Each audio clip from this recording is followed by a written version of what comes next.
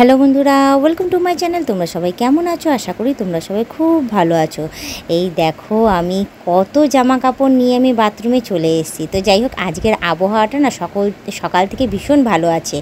একদম বৃষ্টি পড়েনি, দারুণ হাওয়া দিচ্ছে আর ভীষণ রোদ উঠেছে, যার জন্য এতগুলো জামা কাপড় নিয়ে আমি কাচতে চলে এসেছি। দেখতেই পাচ্ছ, সমস্ত জামা কাপড়গুলোকে সার্ফের জলে চুবিয়ে ভালো করে কেচে নিয়েছি।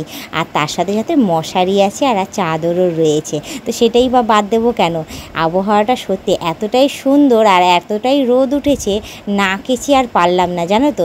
তো যাই হোক, যত জামা কাপড় আছে সমস্তটা আমি কেচে নিচ্ছি। কেচে নিয়ে তারপর এগুলো আমি একে একে আমি ধুয়ে ফেলছি। তো তার মাঝখানে একটা কথাই বলবো, তোমরা যারা নতুন দেখছো তারা অতি অবশ্যই আমাকে সাবস্ক্রাইব করে দিয়ে বেল আইকনটা টুক করে টিপে দিও, অল নোটিফিকেশানটা অন করে দিও।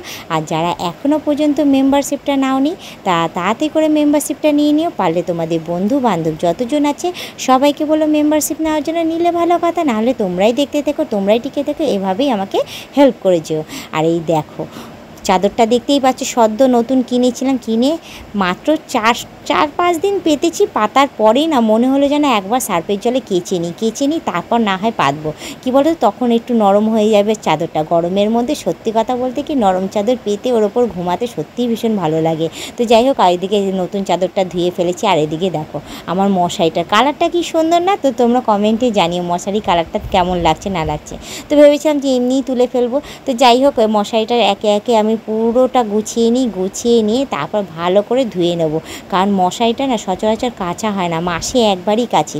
আর এতটাই নোংরা হয়ে যায় যে কি আর বলবো। ওই জন্য যেই দেখলাম যে আজকের ওয়েদারটা এত সুন্দর, হ্যাঁ এত রোদ উঠেছে, ওই জন্য মশারিটাও নামিয়ে ফেললাম। একেবারে কেচে মেলে দেবো, পুরো সুন্দরভাবে একদম শুকিয়ে যাবে। শুকিয়ে যাওয়ার পর তারপর আমি রাতেরবেলা আবার টাঙাতেও পারবো, কারণ আমার এই একটাই মশারি। আর বাদবাকি যে কটা মশারি আছে না, সব না পুরো একদম ছ্যাদা হয়ে গেছে। কি আর বলবো তোমাদের। যখনই কোন মশারিটা কিনি তখনই কোথাও না কোথাও ফুটো ঠিক বেরিয়েই যায়। তো যাই হোক, মশারি ধোয়াও কমপ্লিট হয়ে গেছে। এখন যে কটা জামা কাপড় আছে আর কয়েকটা কাঁথা আছে সেগুলো আমি ধুয়ে ফেলছি। আর দেখতেই পাচ্ছ যে আজকে কি সুন্দর কালারের একটা শাড়ি পরেছি, তার সাথে ম্যাচিংয়ের ব্লাউজ পরেছি। তো তোমরা কমেন্টে জানিও আমাকে এই শাড়িটা পরে কেমন লাগছে, ঠিক আছে। আর এদিকে দেখো আমার ধোয়া কমপ্লিট হয়ে গেছে। তো আবারও আমি বালতিটা পেতে নিয়ে ওটা ভরুক।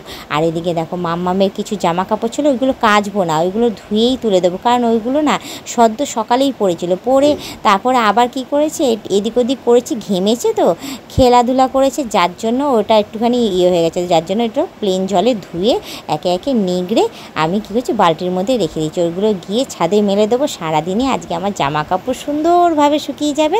তারপর নিয়ে চলে আসবো, সব ভাঁজ করে তুলে রাখবো। আর দেখতেই পাচ্ছ যে আমার এখনও পর্যন্ত স্নান হয়নি। কী করবো বলো তো।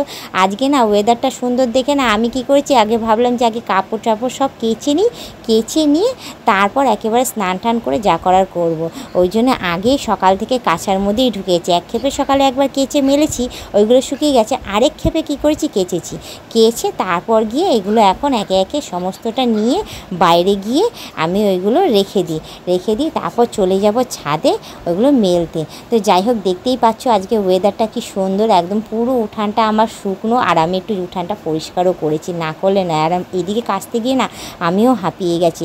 তো যাই হোক, আমি এখন আমার ঘামটা একটু পুছে গিয়ে বাথরুমে চলে গিয়ে আমিও ফ্রেশ হয়ে নিই। তো আজকের ব্লগিংটা আমি এখানেই শেষ করছি। আবার অন্য দিন অন্য কোনো সময় আমি ব্লগ ভিডিও নিয়ে হাজির হয়ে যাব। আজকের মতো টাটা, বাই বাই।